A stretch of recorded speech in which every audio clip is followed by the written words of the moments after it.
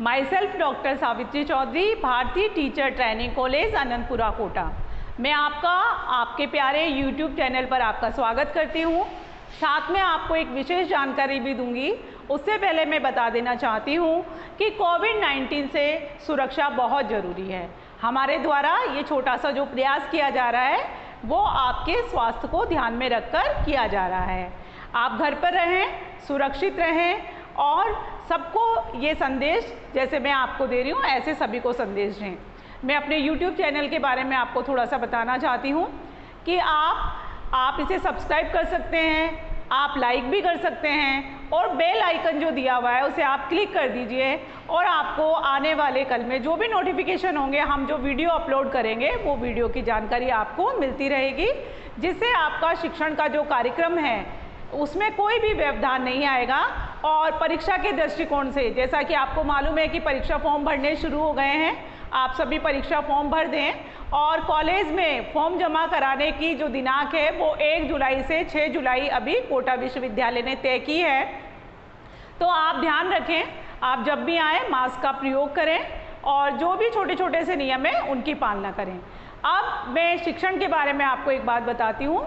जो भी हमने व्हाइट बोर्ड पर लिखा है, हम सबसे पहले लिखे हुए बिंदुओं को आपके सामने प्रदर्शित कर सकते हैं। तो आप उसका स्क्रीनशॉट भी ले सकते हैं, आप उसे पोस्ट कर भी उन बिंदुओं को लिख सकते हैं जो आपकी परीक्षा में बहुत बहुत उपयोगी होंगे। तो हमने ये ब्लैक बोर्ड जो खाली छोड़ते हैं हम वो इसीलिए छोड़ते हैं, आप इसे राउट डाउन कर सकें। चलिए अब हम वापस अपने प्रकरण पर आते हैं। हमारा प्रकरण था संज्ञानात्मक विकास का सिद्धांत, जिसके प्रतिपादक थे जीन पियाजे। हमने पहली अवस्था के बारे में पढ़ लिया था जिसे हमने सेंसरी मोटर कहा था, सेंसरी मोटर पीरियड, संवेदी गामक काल। आज हम बात कर रहे हैं संवेदी गामक काल के बाद दूसरी अवस्था की, जिसका काल है 2 to 7 ईयर्स। अब मैं आपको ले चलती हूँ व्हाइट बोर्ड की ओर। देखिए हम बात कर रहे हैं दूसरी अवस्था की। दूसरी अवस्था को बहुत सारे नामों से पुकारा जाता है। एक नाम मैंने आपको यहाँ दिया है, पूर्व संप्रत्ययात्मक चिंतन काल। अब हम चलेंगे यहाँ पर, ये जो दूसरी अवस्था है, जीन पियाजे ने इस विकास की कितनी विशेषताएं बताई है। देखिए इस अवस्था में 2 to 7 की बात कर रहे हैं, हम दूसरी अवस्था की बात कर रहे हैं। इस अवस्था में बालक में परिपक्वता आने लगती है, मैच्योर होने लगता है बालक। उसके मस्तिष्क में अमूर्त प्रतिमान बनने लगते हैं, अर्थात अगर हम सरल भाषा में कहें तो विचारों का उदय होने लगता है। उसके मस्तिष्क में विचारों का उदय होने लगता है, जिसके कारण ही वो अनावश्यक वस्तुओं का संग्रह करना प्रारंभ कर देता है। इसीलिए इस अवस्था को वैचारिक उदय काल भी कहा जाता है। अब देखिए हमने क्या कहा है इसको, वैचारिक उदय की अवस्था। कौन सी अवस्था है? दूसरी अवस्था। कभी नेशनल कंपटीशन एग्जाम में इस तरह का कोई मेजर प्रश्न पूछ ले, पाठ के अंदर से प्रश्न पूछ ले, पाठ अंतर्गत मूल्यांकन के अंतर्गत प्रश्न पूछ ले, तो आपको ध्यान रखना है।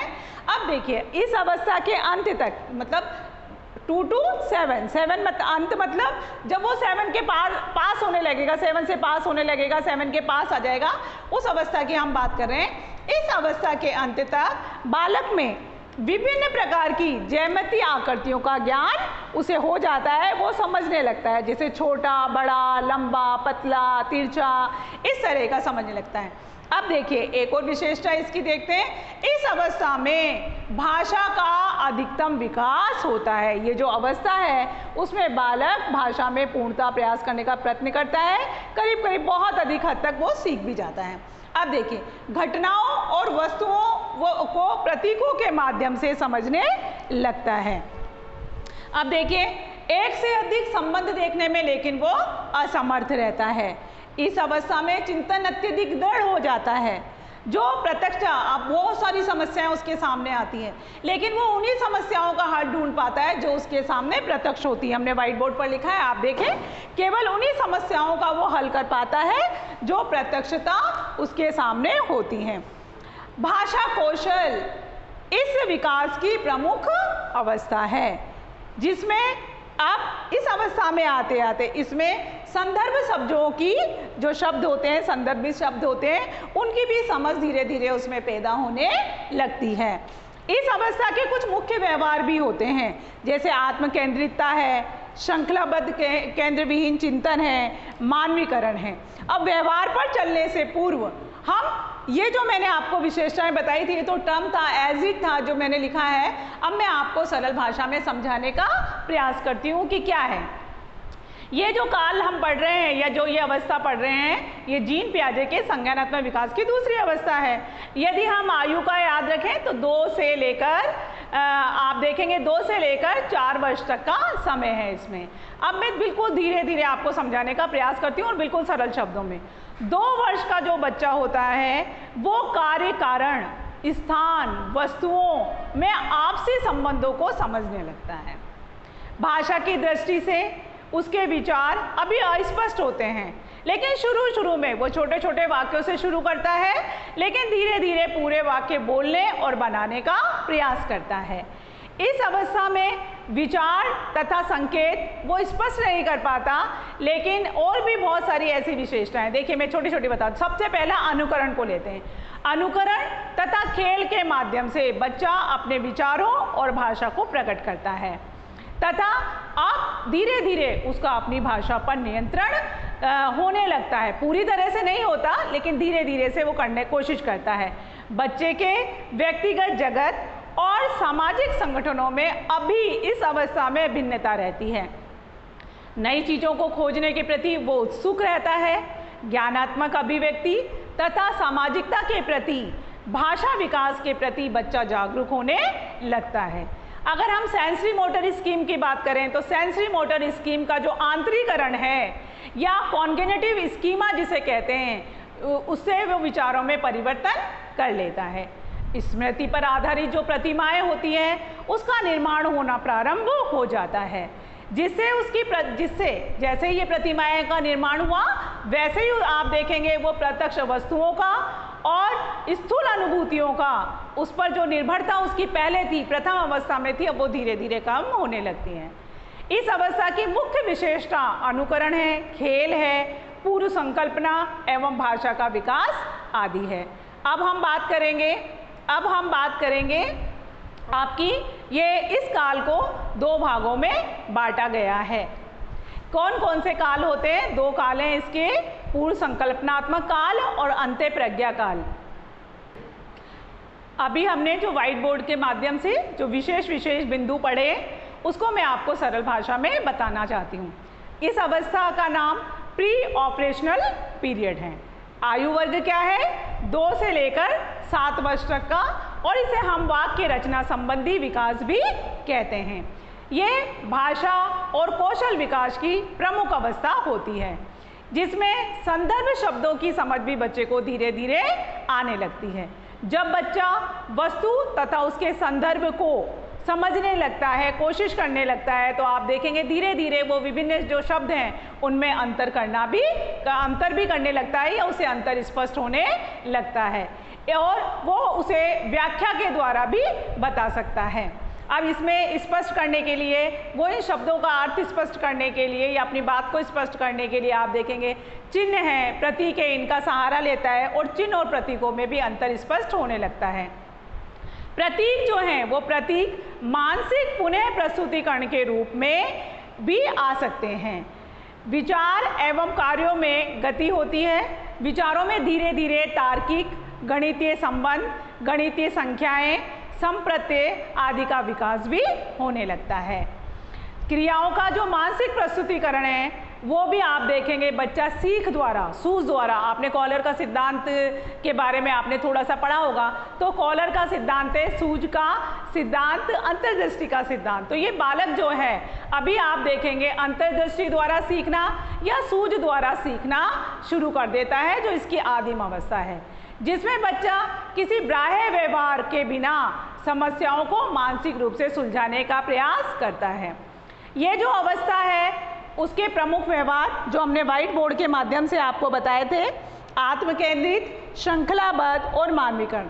तो अब हम इसके बारे में डिटेल से पढ़ेंगे कि आत्मकेंद्रित क्या होता है, श्रृंखलाबद्ध क्या होता है और मानवीकरण क्या होता है। 2 से अधिक लक्षणों को समझने। हाँ बस छोड़ दिया ना, मैं डैश लगा के वो मैं बोल दूँगी।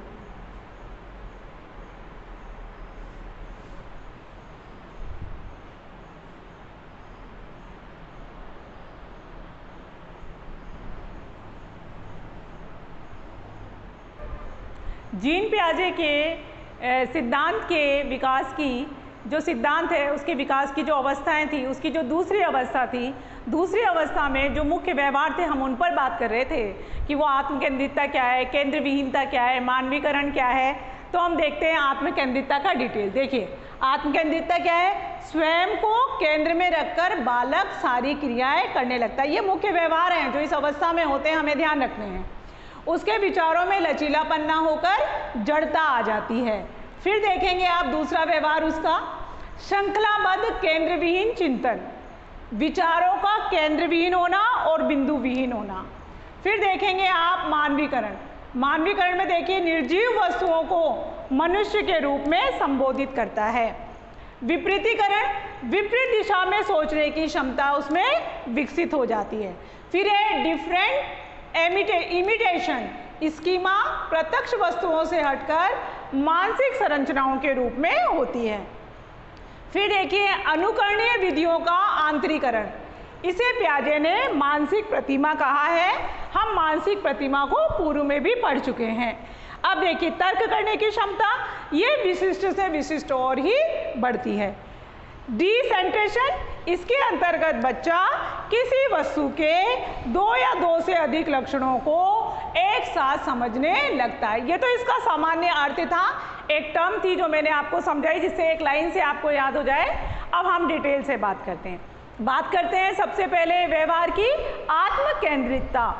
आत्मकेंद्रितता के अंतर्गत इसका मतलब होता है बालक स्वयं को केंद्र में रखकर सारी क्रियाएं करने लगता है। पूर्व संज्ञानात्मक अवस्था जो होती है आप उसमें देखेंगे कि बच्चा अपने से हटकर दूसरों के दृष्टिकोणों को और विचारों को समझ नहीं पाता। वह स्वयं जिस प्रकार सोचता है, समझता है, वो ये सोचता है कि दूसरे भी उस वैसा ही समझते होंगे और सोचते होंगे। उसके विचारों में लचीलापन न होकर जड़ता होती है। अब बात करते हैं दूसरे व्यवहार की जो है श्रृंखलाबद्ध केंद्र विहीन चिंतन। इसका तात्पर्य होता है केंद्र विहीन या बिंदु विहीन विचारों का क्रम, अर्थात बच्चों के मस्तिष्क में विचारों की जो श्रृंखलाएं होती हैं वो बिना किसी केंद्र बिंदु के ही बनती हैं। सभी विचार अव्यवस्थित रहते हैं। इस प्रकार वह विचारों में समन्वय तथा क्रम व्यवस्था स्थापित नहीं कर पाता। सभी विचार बिखरे हुए रहते हैं। बच्चा सरल प्रतिमा तथा विचारों का कोई भी क्रम में एकीकरण यदि स्थापित करना चाहे तो वो नहीं कर पाता। अब हम बात करते हैं मानवीकरण की। आप मानवीकरण में देखेंगे कि जो निर्जीव वस्तुएं होती है उनको भी बालक मनुष्य के रूप में संबोधित करता है या व्यवहार करने लगता है। मैं एक उदाहरण के माध्यम से समझाती हूँ मानवीकरण क्या होता है। देखिए सूर्यकांत त्रिपाठी निराला की एक कविता है। सूर्यकांत त्रिपाठी जी जिनका निराला उपनाम है, उनकी एक कविता है, देखो वो संध्या सुंदरी आसमान से उतर रही धीरे धीरे धीरे। अब देखो क्या है, संध्या क्या है, निर्जीव, उसको क्या दे दी, उपमा, सुंदरता की उपमा दी कि सुंदरी उतर रही है। तो ये होता है मानवीकरण। अब देखिए इसी को मैं थोड़ा और बताती हूँ। पूर्व संप्रत्यात्मक बच्चा मतलब ये वाली इस अवस्था वाला बच्चा मनुष्य तथा वस्तुओं में अंतर नहीं कर पाता, वह दोनों को मनुष्य जैसा ही संबोधित करता है। अब देखिए धीरे धीरे इसी अवस्था में धीरे धीरे विकासात्मक एकीकरण तथा आंतरिक समन्वय की क्षमता बालक में उत्पन्न होने लगती है। इस अवस्था में विपरीतीकरण जिसे हमने कहा है, विपरीत रिवर्स एबिलिटी जो होती है, मतलब विपरीत दिशा में बच्चा सोचता है, समझता है और व्यवहारिक बुद्धि जो वर्गीकरण की क्षमता रखती है उसको वो क्रम भी रखता है। आप देखेंगे धीरे धीरे जो क्रम होता है उसमें रखने की क्षमता भी उसमें विपरीत हो जाती है, जैसे 10 9 8 7 6 5 4 3 2 1 ऐसा का भी विकास हो जाता है। अब हम बात करते हैं डिफरेंट इमिटेशन की। इसके अंतर्गत जो स्कीमा होता है वो प्रत्यक्ष वस्तुओं से हटकर मानसिक संरचनाओं के रूप में क्रियाशील होता है और ये क्षमता भी बच्चे में पाई जाने लगती है इस अवस्था के अंत तक। अब हम बात करते हैं अनुकरणीय विधियों के आंतरीकरण की, कि जो इमिटेटिव मूवमेंट होते हैं वो कैसे होते हैं। तो इन्हीं को जो ये मूवमेंट है, इन्हीं को इन्होंने पियाजे ने मानसिक प्रतिमा कहा है। इसके अंतर्गत क्रियाओं का मस्तिष्क पर एक चिन्ह बन जाता है और जिसे वो जब वो प्रस्तुत करता है, जो प्रस्तुतिकरण के क्या होते हैं, आंतरिक प्रतीक होते हैं, आंतरिक चिन्ह होते हैं। यही प्रतीक भाषा विकास के प्रारंभिक बिंदु हैं। यद्यपि ये प्रथम भाषा अवधारणात्मक प्रस्तुतिकरण का ही रूप है। अब आप देखेंगे बच्चों की जो प्रथम भाषा है वो प्रतिमा के रूप में ही रह जाती है, सामान्य धारणा नहीं बन पाती। पूर्व संकल्पनाएं व्यक्तिक एवं सामान्य अवधारणा का संकल्पना के बीच की स्थिति है। इस अवस्था में बच्चों का जो तर्क होता है वो भी जिसे ट्रांजिस्टिव कहते हैं, ये भी विकसित हो जाता है और ये विशिष्ट से विशिष्ट की ओर बढ़ता है। देखिए हमने यहाँ पर बात की है। अब हम बात करें डिसेंट्रेशन की, कि डिसेंट्रेशन, तो डिसेंट्रेशन क्या होता है। तो डिसेंट्रेशन को हमने बताया कि बच्चा क्या कर रहा है, अब बिल्कुल प्रक्रिया का जो विकास है वो इस अवस्था में होने लगता है। इसके अंतर्गत बच्चा 2 या 2 से अधिक, देखिए लिखा हुआ भी यहाँ पर, 2 या 2 से अधिक लक्षणों को एक साथ समझने लगता है। इससे क्या होता है, तो देखिए कहाँ हमें मदद मिलती है, तो समाजीकरण में, समाजीकरण तथा भाषा के विकास में इस प्रक्रिया से सहायता मिलती है। एक केंद्र से हटकर अन्य दिशाओं तथा आयामों के प्रति भी वह सोच सकता है। तो कुल मिलाकर हम दूसरी अवस्था के बारे में ये कह सकते हैं कि पूर्व संप्रात्मक चिंतन जो काल है उसमें जो भाषा का विकास है वो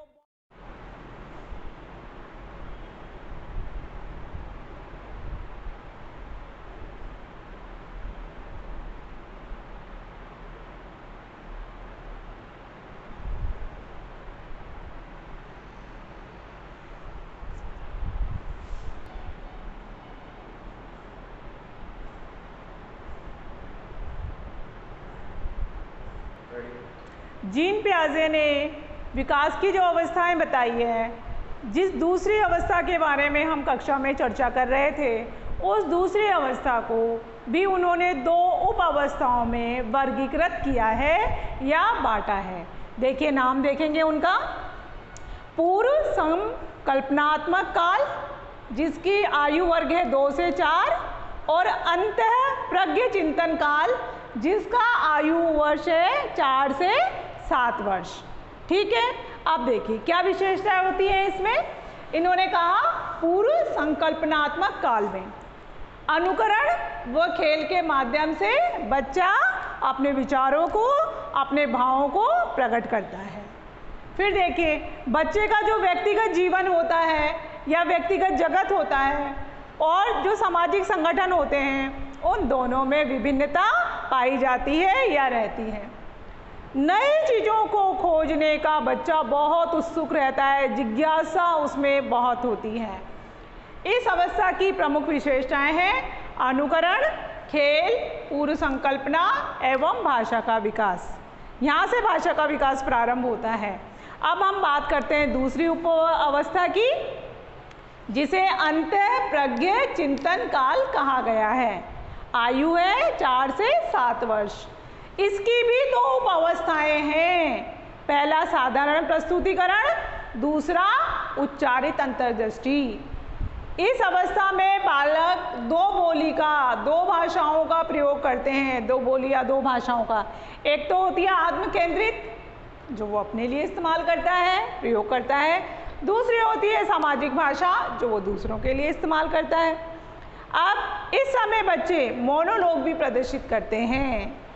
अभी मैं आपको बिल्कुल सरल भाषा में बताऊंगी मोनोलॉग क्या होता है। इस समय चिंतन अपूर्ण रहता है, बच्चा समझ नहीं पाता है क्या उचित है, क्या अनुचित है, क्या गलत है, क्या सही है। स्मृति का फैलाव निरंतर बढ़ता रहता है, लेकिन उसमें क्रमबद्धता का अभाव होता है। अब मैं जीन पियाजे की जो दूसरी अवस्था, जीन पियाजे ने अपने संज्ञानात्मक विकास की जो दूसरी अवस्था दी है, उसके बारे में आपको बिल्कुल सरल शब्दों में समझाने का प्रयास करती हूँ, जिससे आपको रटने की जरूरत नहीं पड़े। तो देखिए, पूर्व संकल्पनात्मक काल कब से होता है? 2 वर्ष का बच्चा अपना कार्य, कारण, स्थान, वस्तुओं आदि का आपस में संबंध समझने लगता है। भाषा की दृष्टि से उसके विचार अभी अस्पष्ट ही होते हैं, लेकिन वो छोटे छोटे वाक्यों में शुरुआत करके पूरे वाक्य बोलने का अपनी तरह से पूरा प्रयास करता है। इस अवस्था में ये विचार तथा संकेत वो स्पष्ट नहीं कर पाता। इस काल की और भी कोई छोटी छोटी विशेषताएं हैं, जैसे वो चीज़ों को खोजने का उत्सुक रहता है, बच्चे के व्यक्तिगत जीवन में और सामाजिक संगठनों में भिन्नता रहती है, ज्ञानात्मक अभिव्यक्ति तथा सामाजिकता के प्रति, भाषा विकास के प्रति बालक जागरूक होने लगता है। सेंसरी मोटर स्कीम का जो आंतरीकरण है, आंतरीकरण कर लेता है वो उसका, और उसके बाद में देखेंगे आंतरीकरण करने के बाद में कॉग्निटिव स्कीमा जिसे कहा गया है, वो उसका भी प्रयोग करके वो अपने विचारों में परिवर्तन कर लेता है। स्मृति पर आधारित प्रतिमाओं का निर्माण भी प्रारंभ हो जाता है, जिससे उसकी प्रत्यक्ष वस्तुओं, स्थूल अनुभूतियों पर निर्भरता धीरे धीरे कम होने लगती है। इस अवस्था की दूसरी विशेषता है अनुकरण है, खेल है, पूर्व संकल्पना है, भाषा का विकास है। अब हम बात करते हैं दूसरी उपावस्था की, जिसे हमने अंतःप्रज्ञ चिंतन काल कहा है। यह अवस्था 4 से 7 वर्ष की है। ये पूर्व संकल्पात्मक चिंतन एवं मूर्त संक्रिया के बीच की, मतलब मध्य की अवस्था है। इसकी भी 2 उप अवस्थाएं हैं, एक है साधारण प्रस्तुतिकरण और दूसरा है उच्चारित अंतर्दृष्टि। देखिए यहाँ लिखा हुआ है साधारण प्रस्तुतिकरण। क्या होता है ये साधारण प्रस्तुतिकरण, देखिए, और इसकी आयु सीमा क्या होती है, 4 वर्ष से 5 वर्ष के बीच में।